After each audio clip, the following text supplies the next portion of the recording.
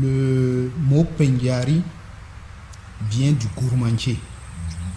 C'est une des principales ethnies qui bordent la réserve de la Pendiari.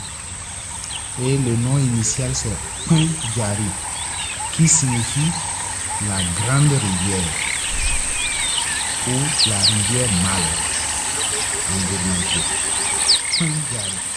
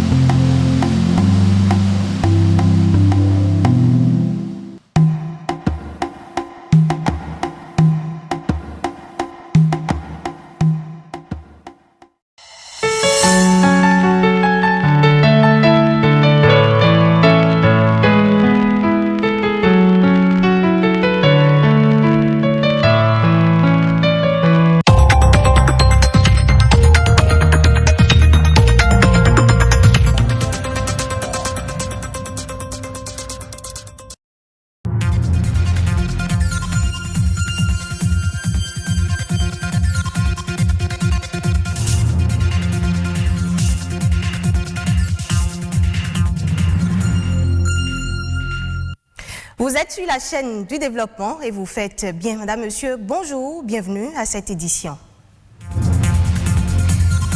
Elle est considérée comme une trahison ultime de la confiance publique. Il s'agit de la corruption. Ce 9 décembre est consacré au plan mondial à la lutte contre le phénomène. Nous ferons dans ce journal un état des lieux de la situation au Bénin. La laïcité de l'État est un principe reconnu et consacré par la Constitution béninoise. Qu'est-ce que la laïcité et comment la vit-on au Bénin? Des leaders religieux se prononcent sur le sujet. Et puis, 4e édition de TEDx Talk 2020, c'était le week-end dernier à Cotonou. Une rencontre au cours de laquelle des spécialistes ont partagé leur expérience sur le développement de l'Afrique.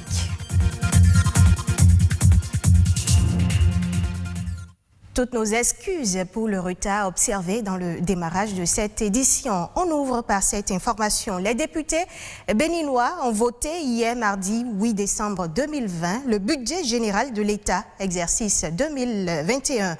Un budget équilibré en ressources et en charges à un peu plus de 2452 milliards de francs CFA, dont plus de 47% vont financer les actions visant l'amélioration des conditions de vie et de travail des Béninois, le social donc.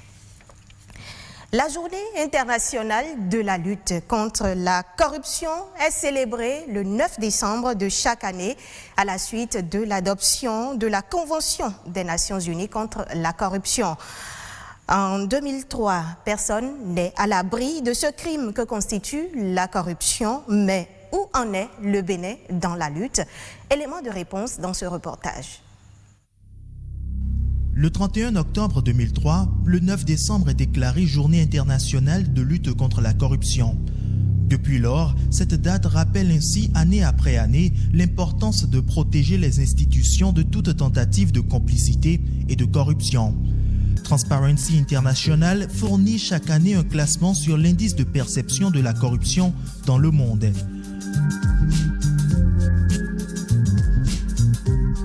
D'après le classement 2020, sans surprise, plusieurs pays d'Afrique subsaharienne figurent dans le top 50 des pays les plus corrompus dans le monde, même si quelques changements sont notés ça et là. 19 pays ont connu une amélioration de leur position, notamment l'Angola, l'Éthiopie et le Mozambique, qui ont gagné respectivement 19, 18 et 12 places. 5 pays ont vu leur position inchangée, tandis que 25 ont perdu des places. Le Ghana et le Nigeria en perdent 2. La Côte d'Ivoire, leader de l'Union économique et monétaire ouest-africaine UEMOA, en a perdu 1. Pour la première fois, le Bénin est classé dans le top 10 des pays les moins corrompus d'Afrique. Il occupe la 10e place en Afrique subsaharienne et la 80e place sur le plan mondial, derrière l'Afrique du Sud et devant le Ghana et le Burkina Faso. D'après Transparency International, l'incapacité persistante de la plupart des pays à contrôler efficacement la corruption contribue à une crise de la démocratie au niveau international. Les acteurs des 13 piliers du système national d'intégrité doivent donc s'investir davantage dans la réalisation concrète des différentes actions inscrites dans les plans de promotion de l'intégrité et de la lutte contre la corruption. Madame, Monsieur, le 9 décembre de chaque année est également consacré au rappel des principes de la laïcité. Par définition, la laïcité est le principe selon lequel l'État doit se tenir à égale distance de toutes les religions. Ce principe est consacré par l'article 2 de la Constitution béninoise. Au Bénin, comment appréhende-t-on la laïcité? Émile Azokouta et Rodrigue Blondoumain. Inscrite dans la Constitution, la laïcité constitue aujourd'hui un des fondements d'une république comme le Bénin. Célébrée le 9 décembre de chaque année, elle repose sur 2 principes. L'obligation de l'État de ne pas intervenir dans les convictions de chacun et l'égalité de tous devant la loi, quelle que soit leur religion. La laïcité de l'État permet à chacune des religions d'être ce qu'elle est et de pratiquer sa foi et sa religion. Cela permet de sauvegarder l'une des lois les plus fondamentales, la liberté religieuse.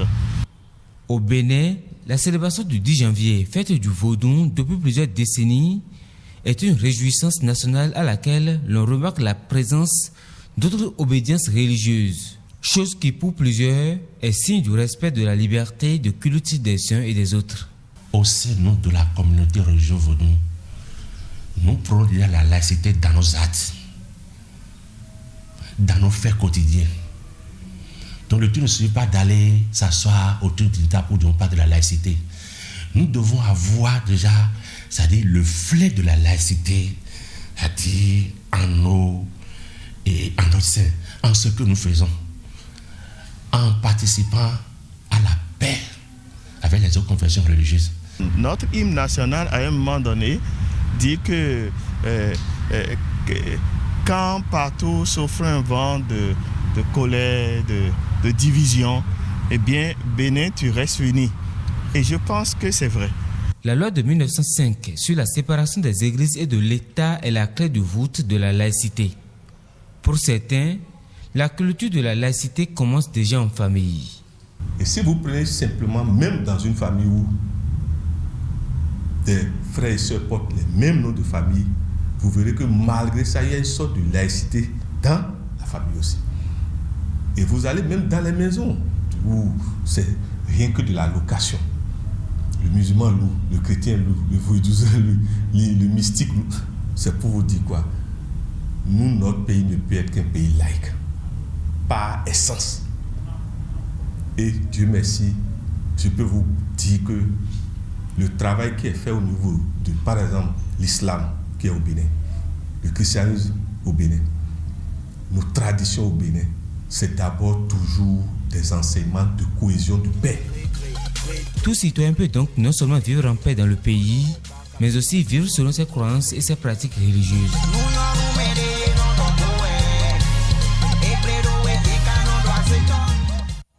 Cotonou a été samedi dernier le carrefour de la 4e édition de TEDx Talk 2020, une conférence au cours de laquelle plusieurs spécialistes dans les domaines de la santé, le cinéma, le numérique, la communication et le coaching ont partagé avec le public leur parcours, leur expérience et leur vision du développement de l'Afrique. Quelques orateurs se sont confiés à Rodrigue Blondoumain et Patrick Adiabodjou. Aujourd'hui comme hier, les femmes contribuent au développement de la société béninoise. Elles représentent plus de 60% de la population active, notamment en milieu rural. Et pourtant, elles sont aussi les plus touchées par la pauvreté. La femme fait partie du pourcentage le plus affecté en matière de pauvreté. Si on en croit les statistiques du Programme des Nations Unies pour le développement, c'est 47 millions de femmes supplémentaires qui tomberont dans l'extrême pauvreté suite à la crise que nous traversons actuellement. Les femmes béninoises veulent que leur capacité de créer de la richesse et de l'emploi soit reconnue et encouragée. C'est pourquoi cette enseignante à l'université de Parakou attire ici l'attention de tous sur l'importance de repenser les politiques de l'autonomisation des femmes. L'objectif, c'est d'avoir une meilleure allocation des ressources, d'aider toujours les femmes, de renforcer leurs capacités, de les autonomiser. Il y a déjà des actions en cours, mais ces actions ne sont pas toutes percutantes. Il faut s'arrêter à un moment donné et voir ce qu'on y a gagné, quelles sont les corrections à apporter et réorienter les actions. Réorienter les actions pour l'autonomisation des femmes, oui, mais aussi celles du secteur du cinéma. C'est le souhait de Seydou Tossou, ce jeune acteur béninois qui a fait ses preuves à Hollywood dans le film intitulé « Et si on s'en sortait ». Moi j'ai 12 balles, vous avez combien sur vous? Les mecs qui partent en week-end avec 25 balles dans la poche, c'est quoi le délire? Ce film est pour Seydou Tossou la porte d'entrée dans la grande sphère du 7e art. Le jeune béninois commence par rêver grand pour son pays. Au Bénin, le pays du vaudou, du fa, de Béanzin, des Amazones, toute cette richesse en fait culturelle n'est pas exploitée à l'écran. On a assez d'histoires au Bénin pour faire des films pendant 1000 ans. À Hollywood, par exemple, c'est pas la même chose. Ils sont obligés de faire de la fiction. Ils sont obligés d'aller prendre du contenu ailleurs. Nous, le contenu, on l'a. Le cinéma béninois a du potentiel, certes, mais il faut d'abord former les acteurs. Ça passe par le métier du scénariste, au réalisateur, au chef opérateur, à l'ingénieur son, aux acteurs, aux stylistes, aux costumiers, etc.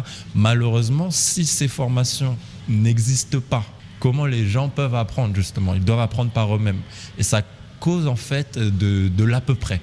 Pour éviter cela, TechDesk Cotonou se positionne comme l'événement qui aura permis à ses orateurs de partager avec le public leur parcours et leurs expériences. Chaque talk qui est conçu à travers un événement TEDx va promouvoir une idée donnée pour un objectif donné.